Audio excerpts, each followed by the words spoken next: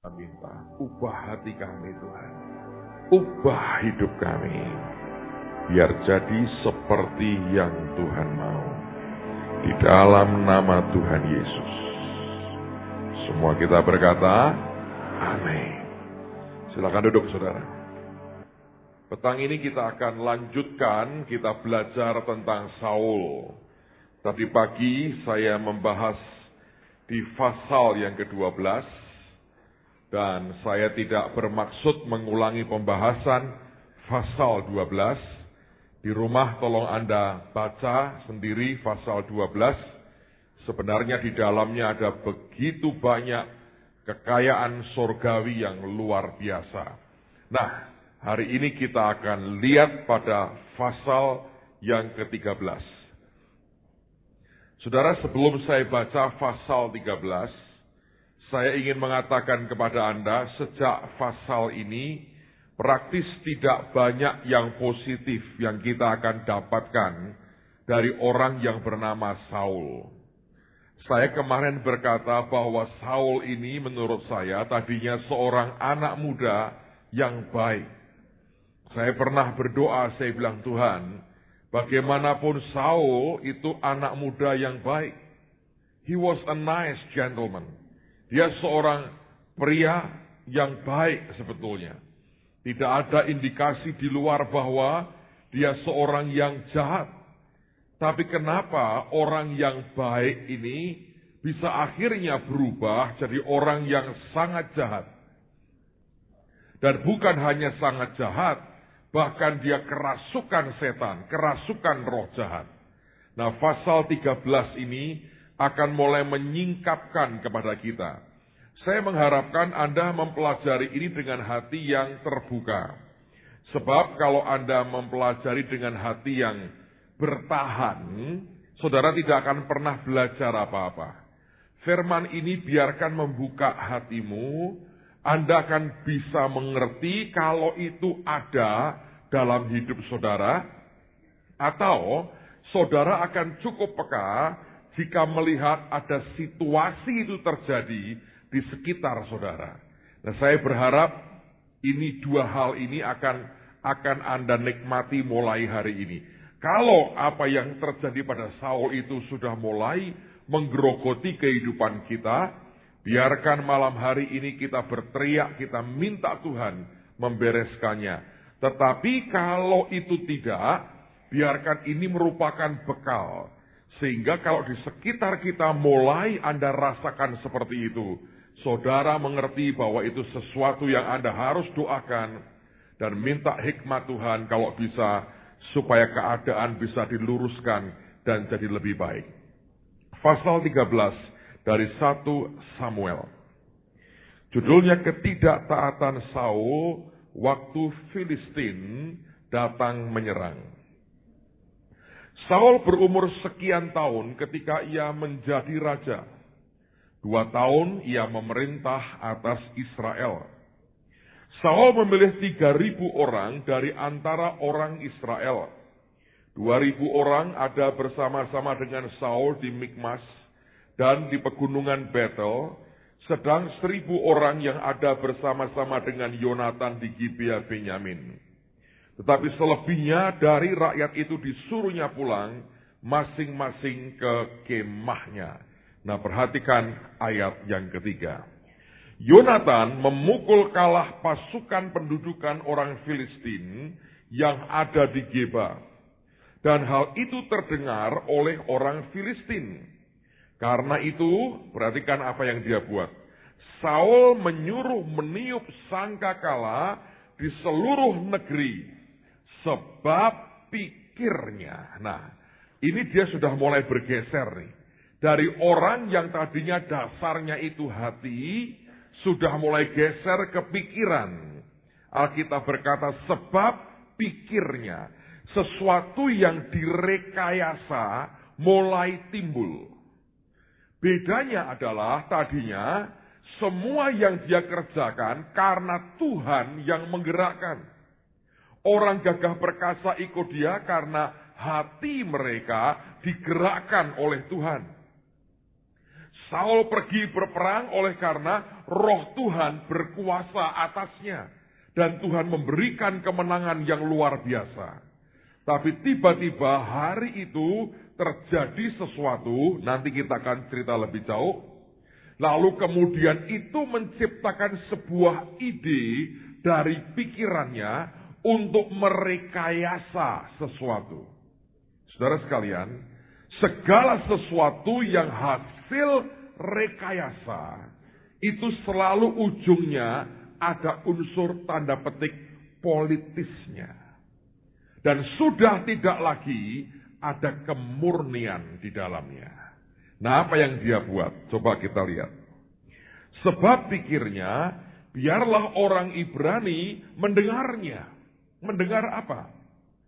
Ayat 4. Demikianlah seluruh orang Israel mendengar kabar bahwa siapa? Saul telah, yang memukul kalah itu Saul atau Yonatan? Tapi kemudian di luar dia cerita, yang menang siapa? Saudara mulai ngerti bahwa sudah mulai dipelintir istilahnya. Ditwist, diputer. Kebenaran sudah mulai dipelintir. Semua yang dirancang oleh karena suatu rekayasa tertentu, di dalamnya isinya itu cuma pelintiran-pelintiran sebetulnya. Oke, lihat lebih jauh lagi.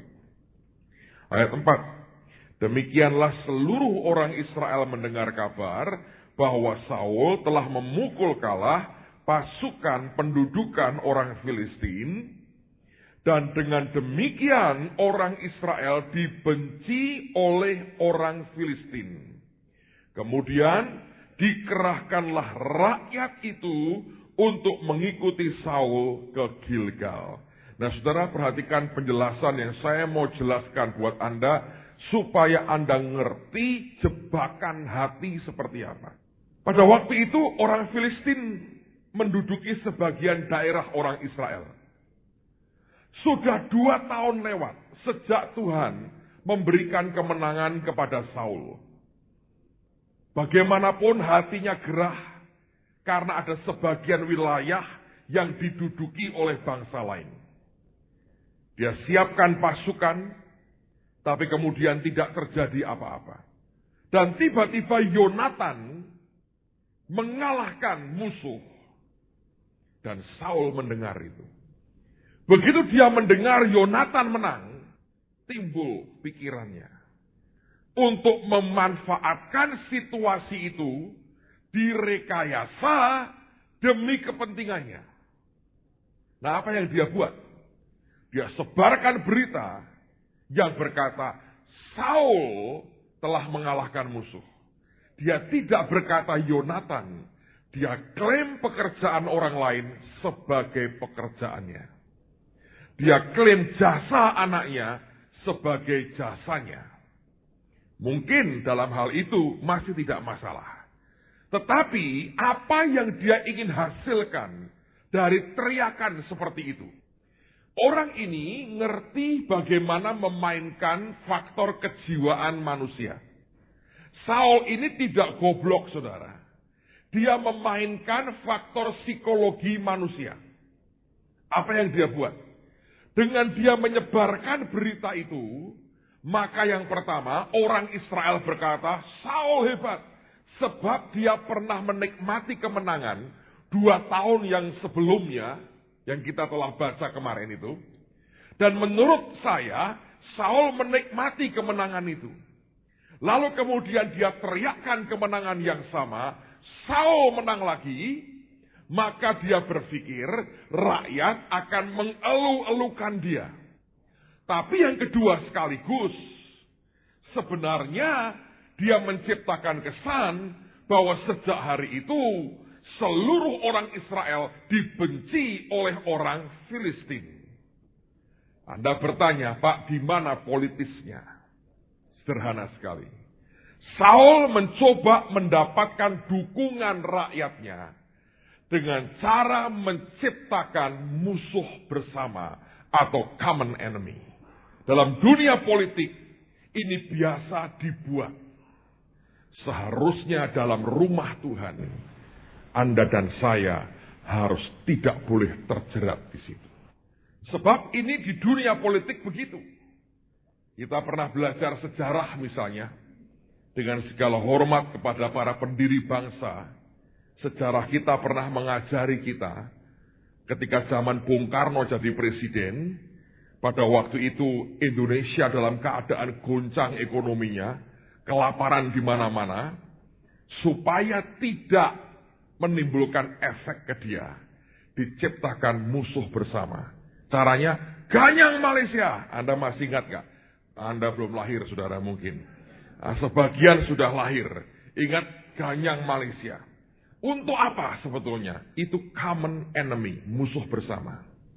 Diciptakan musuh bersama, lalu orang berkata, dia berteriak, kencangkan ikat pinggangmu. Artinya, tahan laparlah. Kita ngadepin musuh bersama. Ayo bersatu. Dipompa patriotismenya, supaya tahan lapar dan ganyang Malaysia. Di dalam dunia politik, itu hal yang biasa dibuat. Ketika seseorang mulai digoyang kedudukannya, dia ciptakan common enemy. Nah, di dalam gereja, ini bahaya loh saudara. Saul itu mulai rusak hatinya ketika dia terjerat soal-soal seperti ini. Yang sering kali gawat dalam gereja dan pekerjaan Tuhan adalah, kalau Saul menciptakan musuh bersama itu orang Filistin, di gereja musuh bersamanya sebetulnya ya kalau setan masih bagus. Ayo peperangan rohani, itu lumayan walaupun tidak jujur. Kalau betul ada serangan gila-gilaan, oke diberitahukan. Kalau tidak, Anda nakut-nakuti orang supaya bersatu, itu juga manipulasi. Sesuatu yang tidak dari ketulusan, tapi hanya sebuah rekayasa. Itu politis dan manipulatif. Itu tidak akan tahan lama. Sebab Tuhan tidak suka. Dan gawatnya seringkali, di dalam pelayanan, musuh bersamanya itu bukan setan. Gereja lain. Jangan sampai kita kalah dengan dia. Musuh bersamanya itu adalah hamba Tuhan lain. Masa kita diomongin begitu? Ayo kita marah saudara. Sepantasnya kita marah. Kita kan orang baik-baik. Kita marah dengan dicarikan sesama anak Tuhan yang lain. Diciptakan sebagai musuh bersama. Ngerti nggak? Kita diomongin begini. Gimana coba? Kan marah kita. Ya toh itu kan menyinggung harga diri kita. Padahal yang tersinggung dia. Tapi supaya didukung yang lain, dia anggap kemarahan bersama. Ini kemarahan berjamaah. Kemarahan yang kolektif. Diciptakan memang. Kalau enggak marah dipompa supaya marah. Dan tiba-tiba orang itu mendapatkan akan dukungan dari orang-orang sekitarnya. Politis sekali. Dan gereja kalau sudah main seperti itu, Tuhan tidak suka. Hamba Tuhan sudah main seperti itu, hatinya sudah tidak lurus di hadapan Tuhan. Sudah politis. Cari dukungan, cari pengaruh. Ngomongin sana sini supaya didukung. Saya harap tidak ada nanti kelak kalau Anda jadi hamba Tuhan. Atau saudara melayani Tuhan. Hati seperti itu. Biarkan jauh dari hidup kita. Buat apa sebetulnya? Apa sih yang Anda mau cari? Kalau engkau bisa mendapatkan dukungan seluruh dunia. Kalau Tuhan berkata, no. Dalam sekejap Anda habis. Ya kan? Sebab bagaimanapun kepala gereja itu Tuhan Yesus. Semua yang mencemari akan pada ujungnya berhadapan dengan Dia sendiri. Buat apa dalam hidup kita dikenal kita sebagai orang yang mengacau balaukan pekerjaan Tuhan dan gereja dan memecah belah tubuh Tuhan sendiri. Saul tidak sadar itu yang terjadi. Dia kumpulkan dukungan dan lihat dia mulai mengerahkan orang untuk ikut.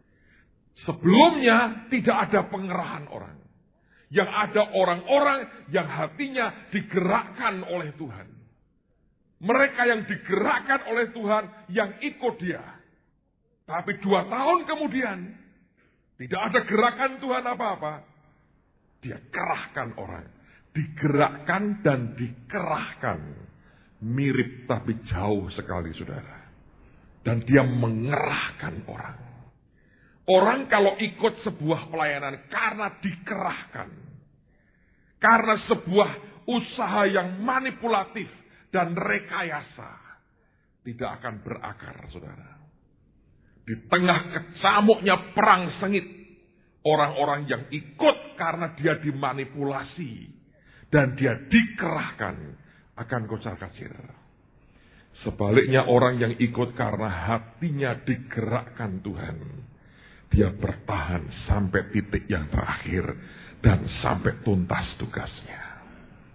Lihat ayat berikutnya. Ayat yang kelima. Adapun orang Filistin telah berkumpul untuk berperang melawan orang Israel. Dengan 3.000 kereta, 6.000 orang pasukan berkuda, dan pasukan berjalan kaki sebanyak pasir di tepi laut.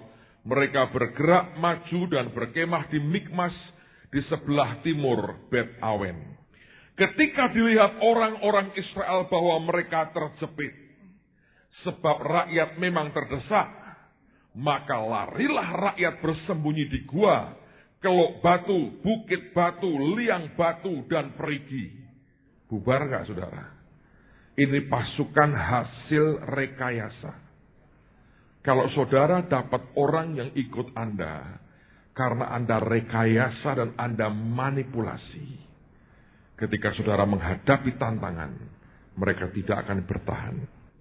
Malah ada orang Ibrani yang menyeberangi arungan sungai Yordan, menuju tanah Gad dan Gilead, sedang Saul masih di Gilgal, dan seluruh rakyat mengikutinya dengan apa? Gemetar. Nah, sekarang ayat yang ke-8. Ia menunggu 7 hari lamanya, sampai waktu yang ditentukan Samuel. Tetapi ketika Samuel tidak datang ke Gilgal, mulailah rakyat itu berserak-serak meninggalkan dia. Sebab itu Saul berkata, nah Anda perhatikan nih, Saul itu bereaksi, sebetulnya semata-mata bukan karena Samuel terlambat. Tapi akibat Samuel tidak datang juga, apa yang terjadi? Rakyat kabur, tercerai-berai. Tercerai-berainya rakyat inilah yang memicu Saul berbuat ini. Nanti kita akan lihat lebih jauh. Dia berbuat apa? Sebab itu sebab apa? Sebab karena rakyat tercerai-berai itu. Saul berkata, bawalah kepadaku korban bakaran dan korban keselamatan itu. Lalu ia mempersembahkan korban bakaran. Baru saja ia habis mempersembahkan korban bakaran, maka tampaklah Samuel datang. Saul pergi menyongsongnya untuk memberi salam kepadanya. Tetapi kata Samuel, apa yang telah kau perbuat? Jawab Saul, karena aku melihat rakyat itu berserak-serak meninggalkan aku, dan engkau tidak datang pada waktu yang telah ditentukan. Padahal orang Filistin telah berkumpul di Mikmas. Jadi alasan utama dia buat itu adalah karena rakyat meninggalkan dia. Kenapa itu selalu merupakan alasan? Nanti kalau Anda baca, dia tidak membunuh Raja Amalek dan membunuh semua binatang, ternak dan sebagainya. Dia berkata, nanti ada jawaban berkata, rakyat mau itu. Aku takut pada mereka. Selalu orientasinya itu rakyat begini, rakyat begini, rakyat begini. Dia dipilih jadi raja bukan oleh karena rakyat, oleh karena Tuhan yang pilih dia. Tapi yang diperdulikan rakyat begini, rakyat begini, rakyat begini. Kalau saudara dipilih karena hasil pemilihan rakyat, tidak terlalu salah kelihatannya Anda mengabdi ke rakyat. Tapi kalau Tuhan yang menetapkan saudara, dan perkenan manusia yang engkau cari, itu yang berbahaya. Teruskan. Maka pikirku, sebentar lagi orang Filistin akan menyerang aku di Gilgal. Padahal aku belum memohon belas kasihan Tuhan. Jadi buat dia, Tuhan itu harus disuap dulu. Dikorbanin dulu. Itu berpikir yang agamawi sekali. Sebab itu aku memberanikan diri, lalu mempersembahkan korban bakaran. Kata Samuel kepada Saul, perbuatanmu itu bodoh. Engkau tidak mengikuti perintah Tuhan Allahmu yang diperintahkannya kepadamu. Sebab sedianya Tuhan mengokohkan kerajaanmu atas orang Israel untuk selama-lamanya. Tetapi sekarang kerajaanmu tidak akan tetap. Tuhan telah memilih seorang yang berkenan di hatinya. Dan Tuhan telah menunjuk dia menjadi raja atas umatnya.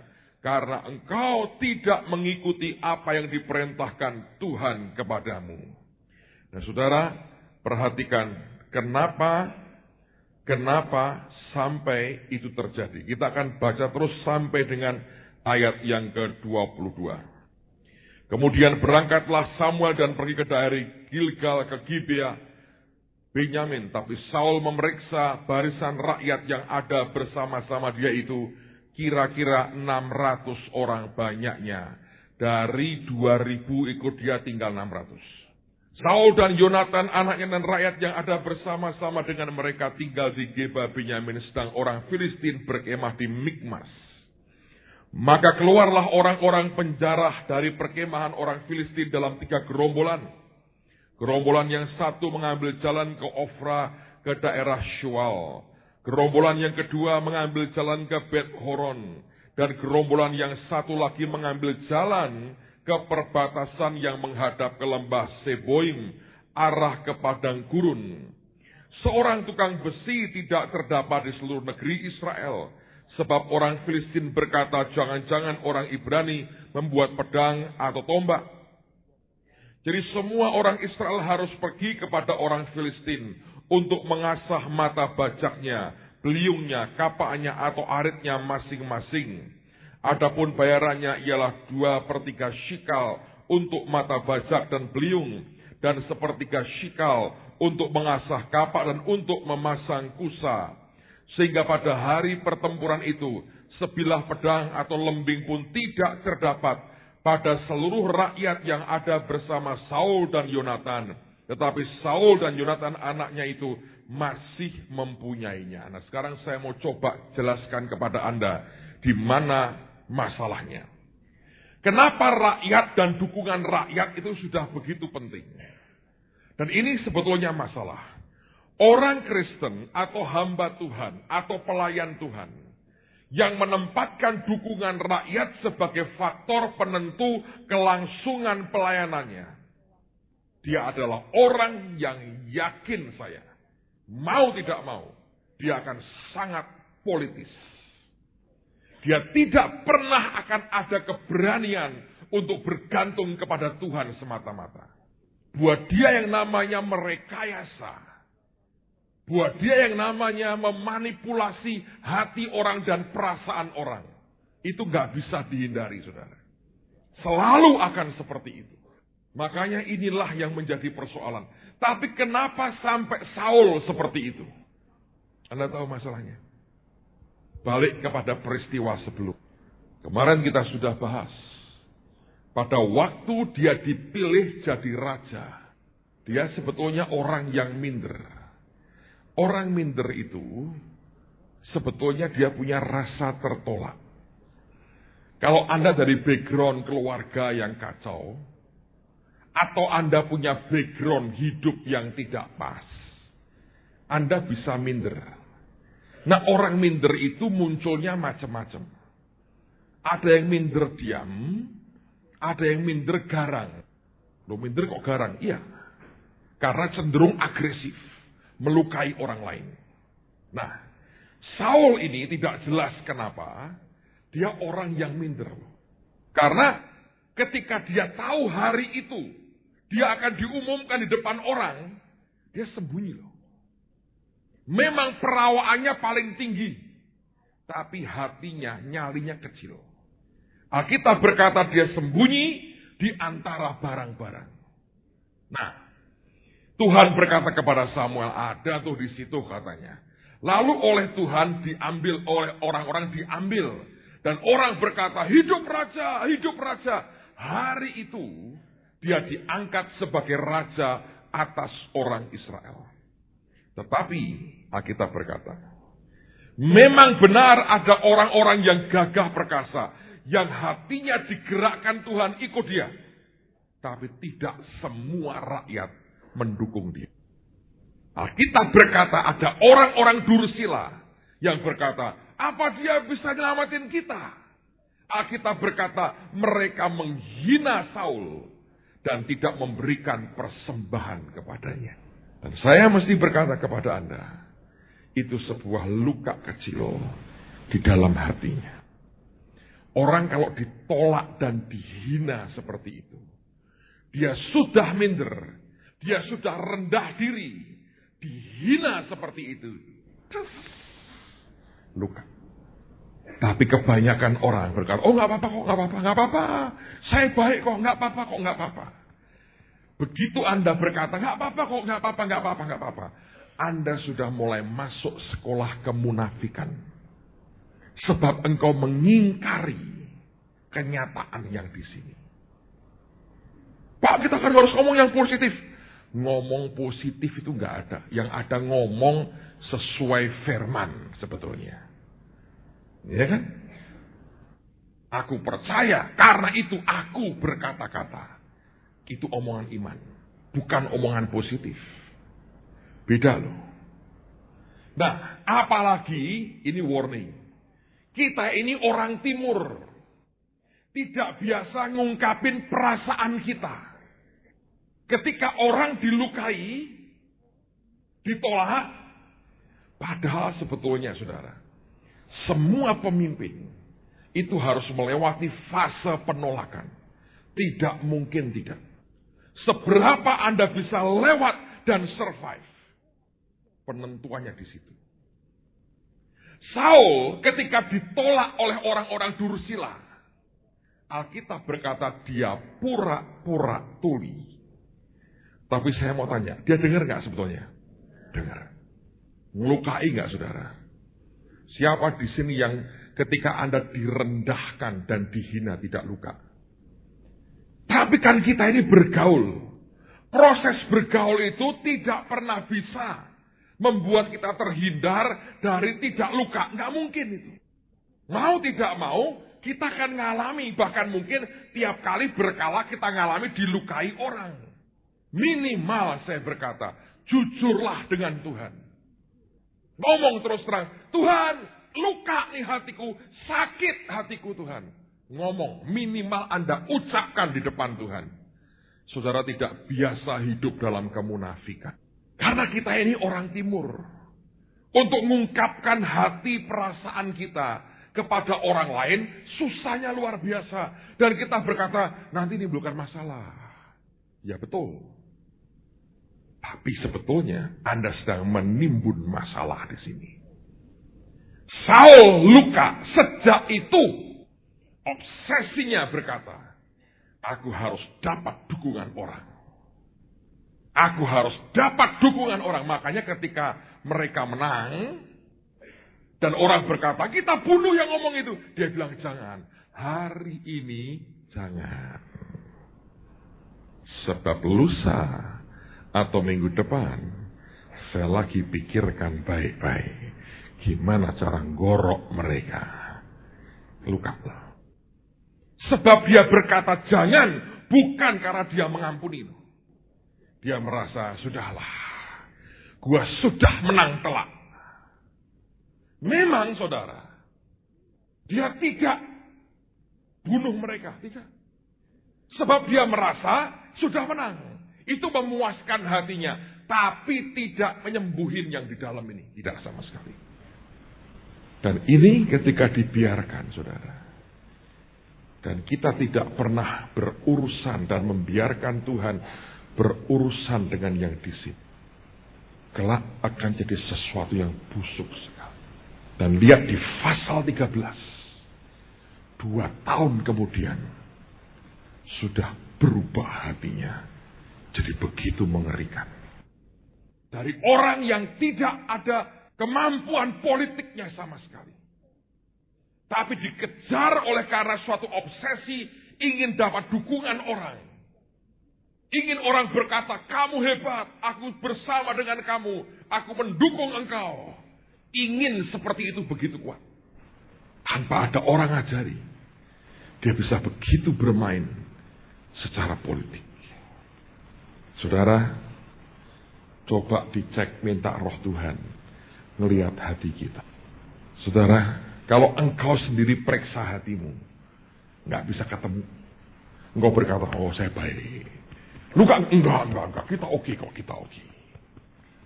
Tapi saudara sedang bermain bagus dalam ilmu kemunafikan. Lalu setiap kali dengan orang, muka Anda bisa berubah-berubah. Dan itu gawatnya ya. Kalau Anda jadi orang di tengah, Anda menjilat ke atas. Dan Anda menginjak ke bawah. Sebab Anda bisa punya banyak muka. Di depan bos bisa berkata, oh iya Pak, siap Pak, saya akan laksanakan. Puji Tuhan Pak, oke. Begitu berpaling, sialan dia ngawur begini.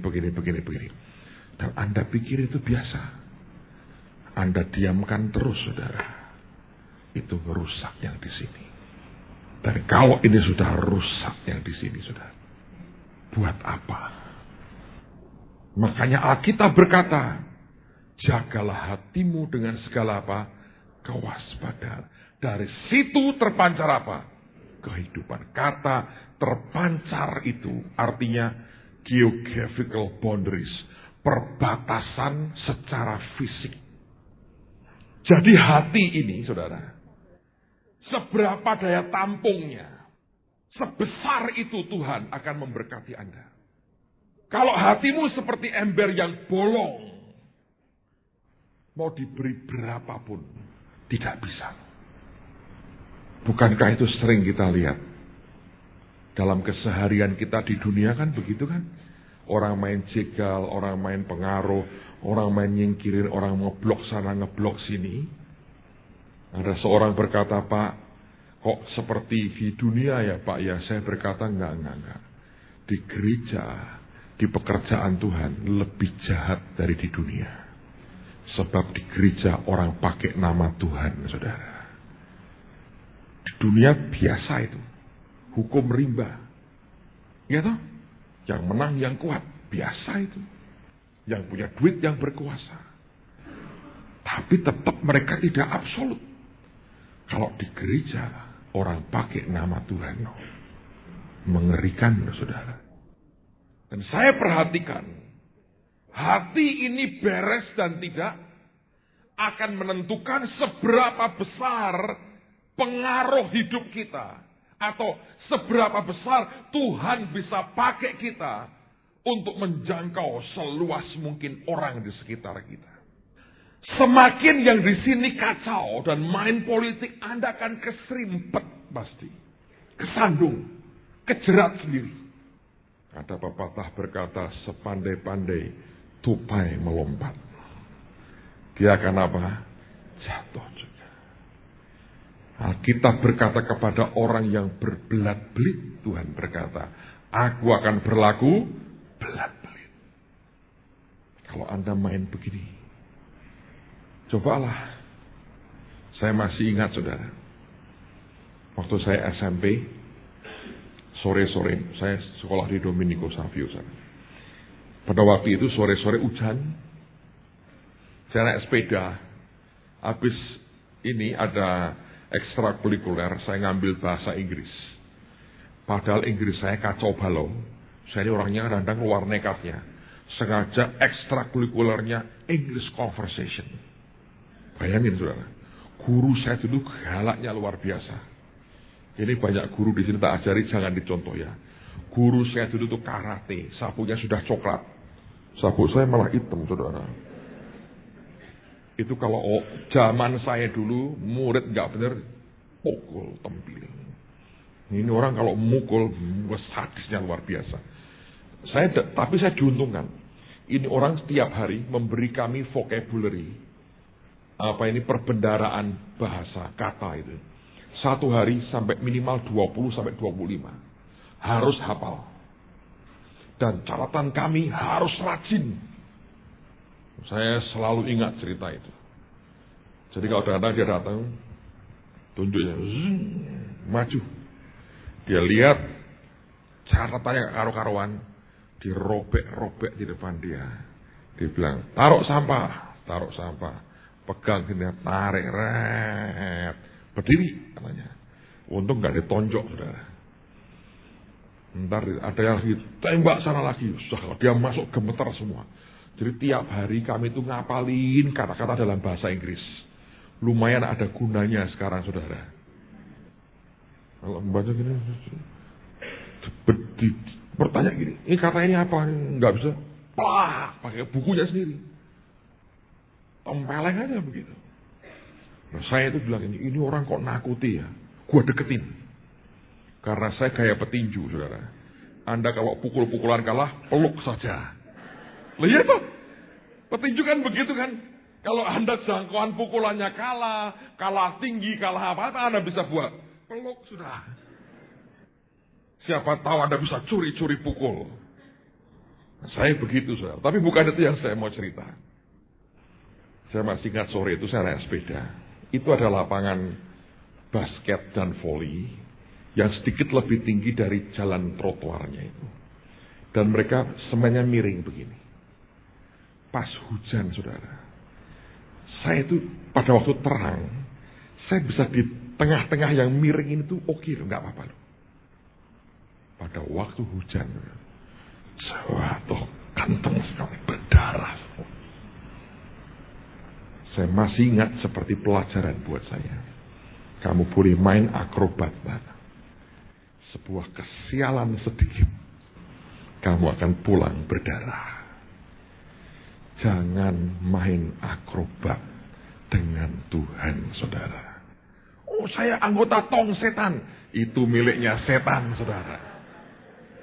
Jangan dibawa-bawa tong setan dalam hatimu. Nanti Anda jadi sesat maksudnya. Anda tidak mungkin jadi setan, percayalah. Jangan ngesok, saudara. Tapi itu kenyataan yang susah sekali dihilangkan. Karena luka di Saul itu ngeri sekali. Dan biasanya orang yang tidak mau jujur dengan apa yang di dalamnya, dia tidak pernah bisa terobati. Di awal-awal ketika saya baru lahir baru, saya melayani satu orang bapak. Ini pengalaman seperti itu satu-satunya dalam hidup saya. Saya diundang satu kampung di Semarang ini. Saya masuk rumahnya, ini kok baunya aneh. Amis, anyir gitu. Ini rumah kok aneh sih. Terus keluar istrinya. Dia, oh mari. Persilakan masuk. Suami saya di kamar. Tolong didoakan ya. Terus makin dekat kamarnya, baunya makin luar biasa. Saya masuk ke kamar itu. Kaget, saudara. Saya lihat seorang bapak tergeletak, kurus, tidak berdaya. Saya ngomong terus terang ya. Ini dari hidung sini, saudara, sampai ke mulut sini. Lubang menganga. Dan ini daging semua. Merah. Lidahnya tinggal sekuku. Kecil. Cuma goyang-goyang begini. Giginya, gerahamnya, gusinya habis semua. Kanker ganas. Mati sih akhirnya, saudara. Saya tanya, kok begini. Istrinya berkata, ini kembali zaman beberapa tahun lalu, Pak. Waktu kami pacaran. Apa hubungannya kanker dengan pacaran? Ada sih, kalau kanker artinya kantong kering, ada. Karena pacaran itu berarti ongkos loh, saudara. Ya toh? Ketika Anda yang laki kenal perempuan, berarti ongkos loh. Ketika perempuan dikenali laki, irit, saudara. Apakah itu sebuah keadilan? Saya tidak tahu. Kecuali beberapa laki yang bermuka tebal, saudara. Anda diajak untuk gerak jalan terus tiap hari, saya nggak tahu. Saya bilang, apa hubungannya pacaran dengan kanker? Dia cerita begini. Satu hari, ini suami saya itu mau ngajak saya nonton bioskop. Saya ingat lagunya Bing Slamet almarhum. Malam minggu, ayo pergi ke bioskop. Anda nggak tahulah lagu itu, percaya Anda belum lahir lah. Tahu ya? Oke. That's not bad at all, saudara. Lalu dia tidak punya duit. Nah, waktu itu suami saya ini katanya giginya yang belakang ini sakit, goyang. Dia belum kerja, dia minta uang sama mamahnya. Mamahnya galaknya minta ampun. Dia bilang kayak setan, Pak, galaknya. Dan waktu itu si mama itu tidak setuju dia pacaran sama saya, katanya. Jadi si anak ngomong sama mamanya, "Mah, minta duit mau ke dokter gigi." "Ngapain?" "Gigi sakit mau saya cabut." Zaman dulu gampang dicabut. Zaman sekarang pun gampang dicabut. Kalau dokternya lupa bawa bur, saudara. Seperti dokter kita, pengobatan gratis, bawa ambulans, ada mesinnya, nggak bawa burnya. Dia cabut juga akhirnya. Gawat nih. Lalu mamanya berkata, "Berapa duit?" "Kasih duit, saudara." Itu duit, dia bilang, tidak dipakai untuk ke dokter gigi. Dipakai nonton bioskop. Beli karcis tahu-tahu kehabisan. Nah, itu ceritanya begitu. Lagunya berkata begitu. Nah, terus, giginya Pak diikat sama benang. Serius nih. Terus ujung satunya diikat di pintu. Anda kok pura-pura histeris gitu? Toh memang itu ceritanya begitu. Kalau cuma itu dengan itu ya biasa toh, ini diikat, sana diikat. Apa sih? Apa aja sih yang begitu? Nah, yang berikut ini ada boleh. Dia tarik begini, saudara. Nah, itu mengerikan memang. Tarik. Lepas nggak? Lepas. Dia ngomong ke mamanya, "Sudah mah, lihat," katanya. "Oh ya, lubang, betul." Nggak nipu kan? Tapi punya duit untuk nonton bioskop. Tapi ini cara begitu itu rupanya nggak tahu gimana. Luka di dalamnya. Dan tidak diobati. Dipakai buat makan, dipakai segala macam lah. Kotoran masuk. Luka. Terus itu. Dan itu luka tidak pernah sembuh. Setelah menikah. Beberapa tahun. Tiba-tiba itu muncul, saudara. Luka yang dalam itu sudah berubah jadi apa? Kanker. Dan itu pun tidak cepat bisa diketahui. Tiba-tiba dalam waktu singkat sudah ganas dan digerogoti semua. Saya ngomong terus terang, tidak salah lebih-lebihkan, saudara. Lobang asli. Merah, baunya luar biasa. Pada hari kematiannya, pada hari dikubur, saya ikut datang. Walaupun gak sampai ke kubur. Tapi itu saya masih ingat sampai hari ini. Satu luka di sini. yang tidak pernah mau dibereskan. Anda biarkan, Anda tutupi berkata, nggak apa-apa, aku nggak apa-apa. Oh, aku oke. Aku oke, nggak apa-apa. Beres. Haleluya. Tapi tiba-tiba itu masuk di dalam terus. Tiap kali ada sesuatu, nekan lagi. Lalu kemudian yang gawat, kalau sampai Anda terpancing membalas perbuatan orang, itu sudah jahatnya luar biasa. Saudara, itu yang Saul alami. Makanya buat dia rakyat itu segala-galanya. Ketika rakyat mulai terserak dan tercerai-berai, dia berkata, mana Samuel? Nggak ada. Sudah lewat waktunya ini. Dia ingin tetap mendapat dukungan rakyat. Tunggu dong, ini akan ada show-nya ini, mau main ini. Itu seperti Anda main drama, penontonmu sudah bubar. Anda teriak-teriak, jangan pulang. Lagi mau seru nih dramanya. Rakyatnya pulang karena sadar. Hopeless ikut Saul. Samuel nggak datang, nggak ada korban buat Tuhan. Mereka pikir Tuhan harus disuap dulu, baru dia bergerak. Padahal diam-diam matanya mengamati apa yang sedang terjadi. Dan langsung dia masukkan, dia bakar korban. Dia pikir selesai udah urusannya. Begitu selesai, datang Samuelnya. Dan Samuel berkata, kamu buat bodoh. Seharusnya Tuhan akan kokohkan kerajaanmu. Tapi tidak. Kamu buat yang bodoh hari ini. Tuhan telah pilih orang yang berkenan di hatinya. Laki-laki itu urusan hati kok, saudara.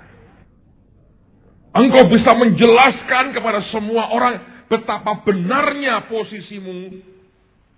Tapi kalau hatimu sudah teriritasi dan luka, apapun yang Anda buat, keluar dari luka itu.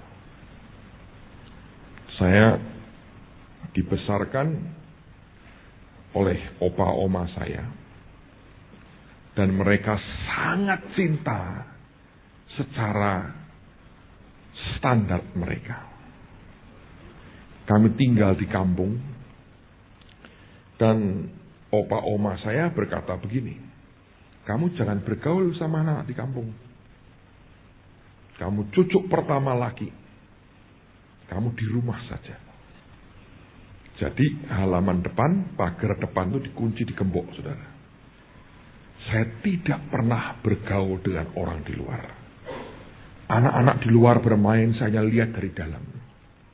Mereka bermain apa, saya tidak tahu. Pengen bergabung dengan mereka. Tidak pernah boleh.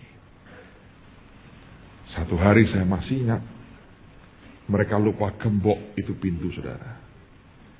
Saya buka pintunya, saya lari sampai ke ujung kampung. Tidak ngerti mau kemana, pokoknya lari. Buat saya itu freedom. Lari, saudara. Setelah mereka berdua meninggal, oma saya meninggal dulu, terus setahun kemudian opa saya menyusul. Oma saya meninggal dengan oke banget. Dijemput Tuhan Yesus sendiri. Dia lihat, Tuhan datang. Setiap pulang.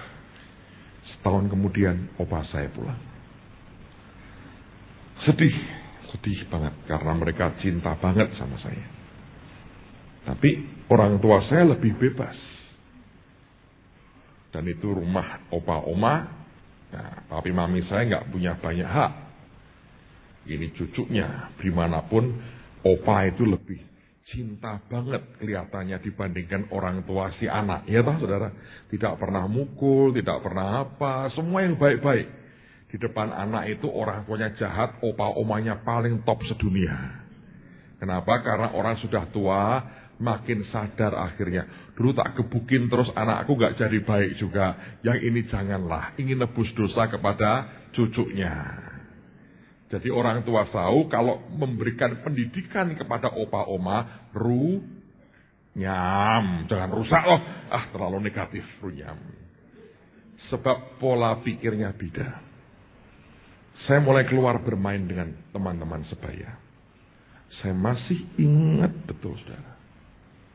Mau main itu mereka main kelereng. Saya tidak tahu rule of the game-nya. Saya berdiri di tengah-tengah kelereng diatur begini, saya berdiri begini. Ngamuk mereka. Diusir. Dan itu penolakan, saudara. Saya mau main apapun, gangguan buat mereka. Seperti orang baru. Kalau Anda ditolak terus, kena. Saudara tahu akibatnya? Rasa tidak aman itu begitu besar. Saya sekolah sampai kelas 3 SD. Masih ditungguin papi saya. Sampai sekarang papi saya masih sama-sama itu.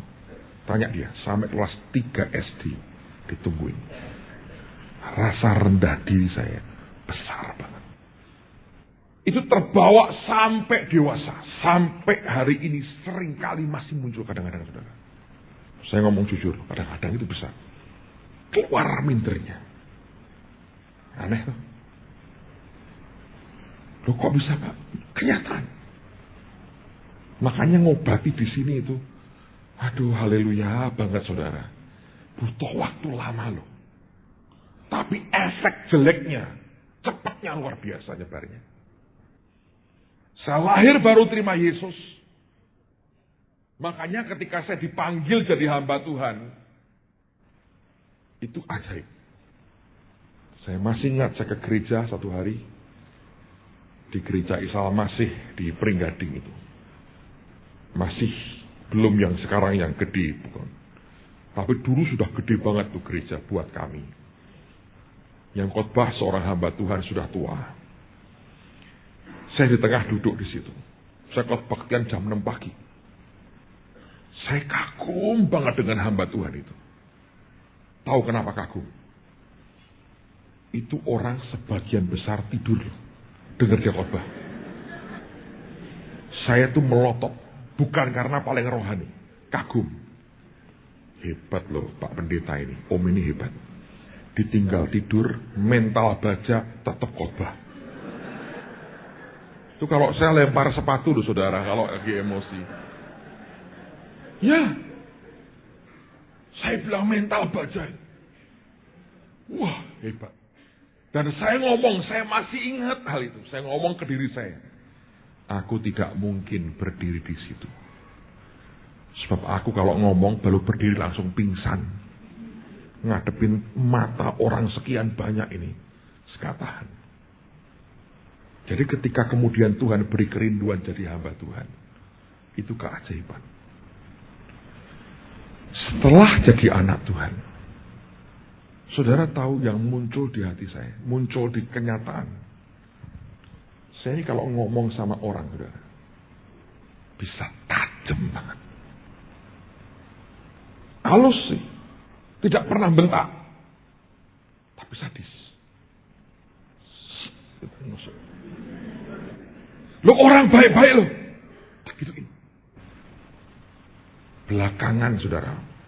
Sekian tahun baru mulai belajar begini.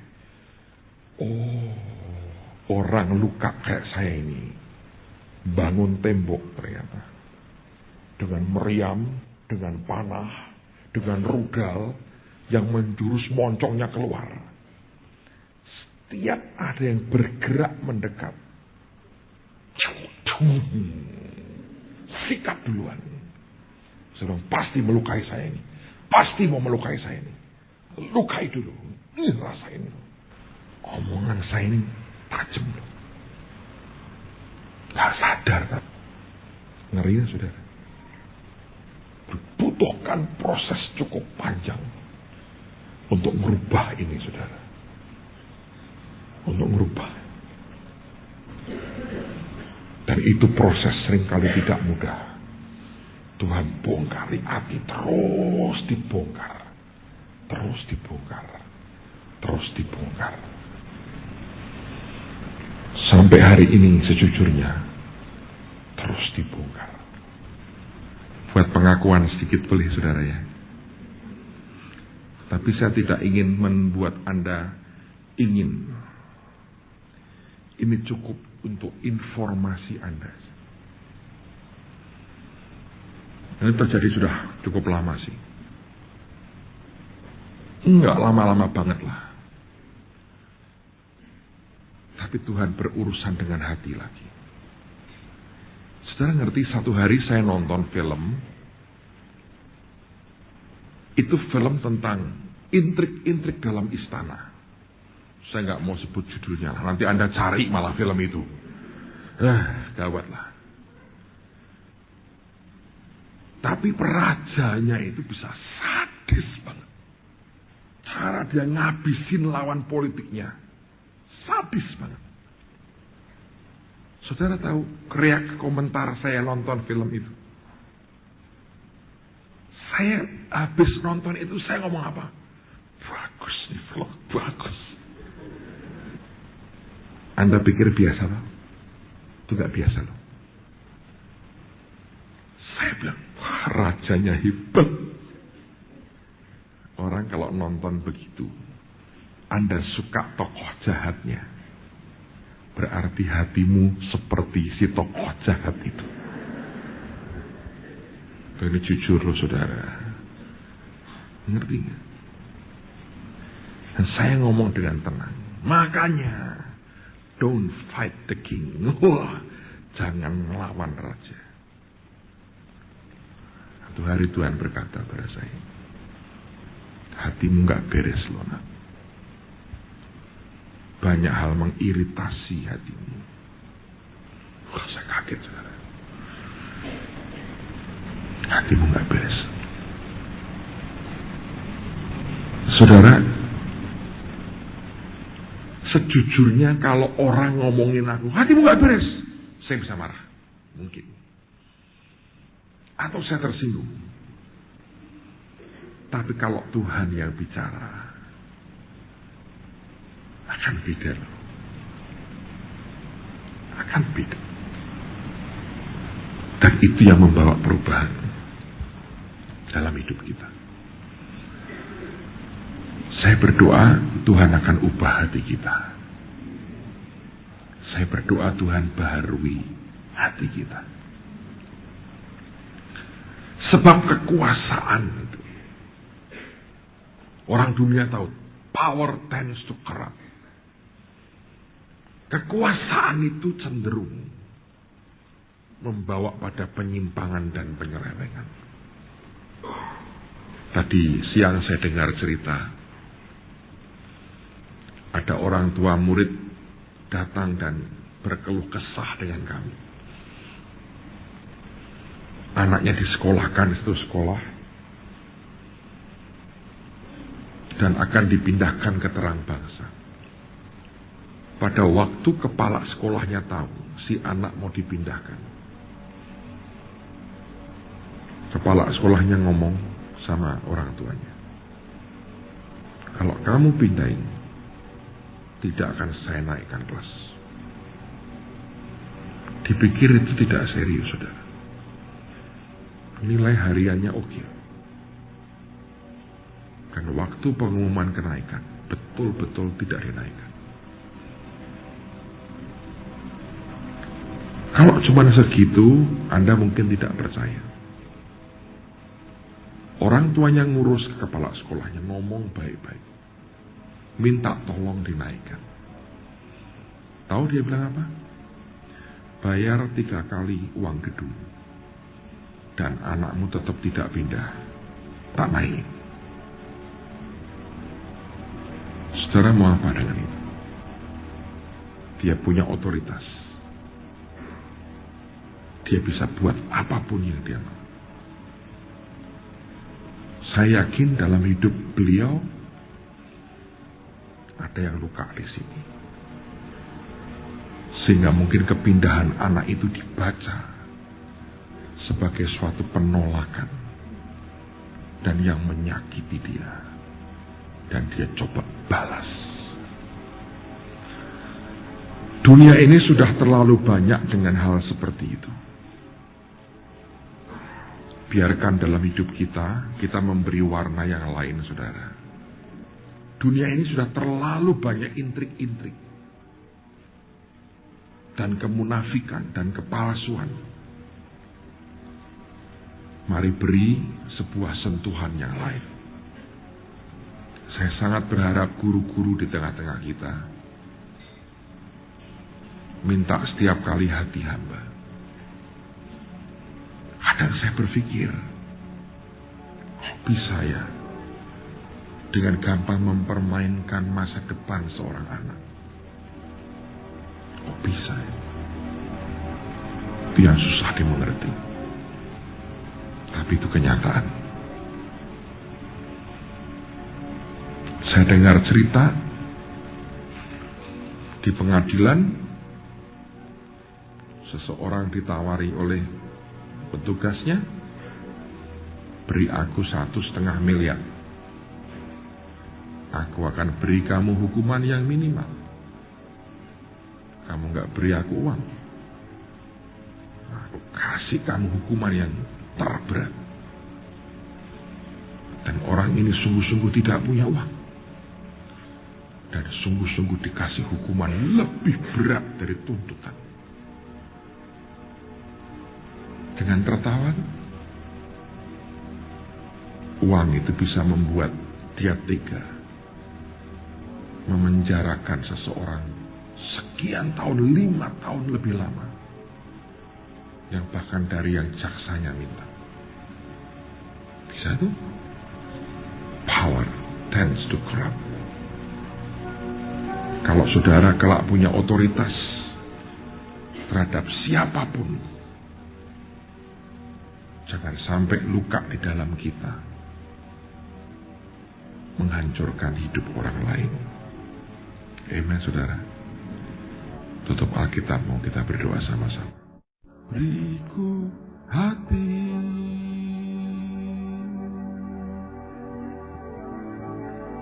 untuk